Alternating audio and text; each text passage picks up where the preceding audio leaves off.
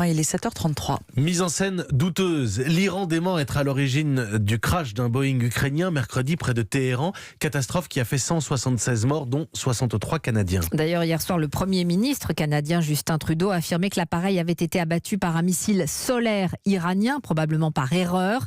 C'est ce qu'a d'ailleurs ensuite confirmé Boris Johnson depuis Londres. Les médias américains ont eux diffusé une courte vidéo qui montrerait le moment où le missile frappe l'avion.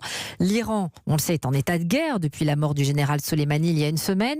Une guerre, Jean-Sébastien Soldaini, qui se livre aussi sur Internet. Quasiment absent des cyberguerres il y a encore 3 ans, les Iraniens affichent leur montée en puissance. Après la mort de Qassem Soleimani, ils se sont même permis de modifier la page d'accueil d'un site internet du gouvernement américain, l'équivalent de notre bibliothèque nationale.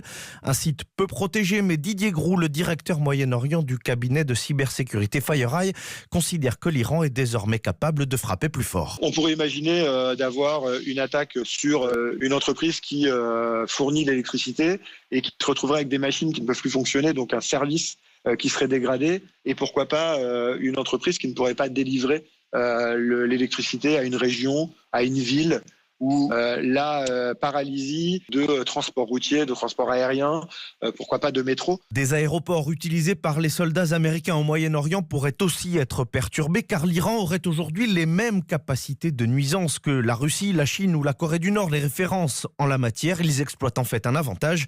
Il est très difficile d'attribuer une cyberattaque à un pays, ce qui réduit considérablement le risque de représailles militaires. Jean-Sébastien Soldaini.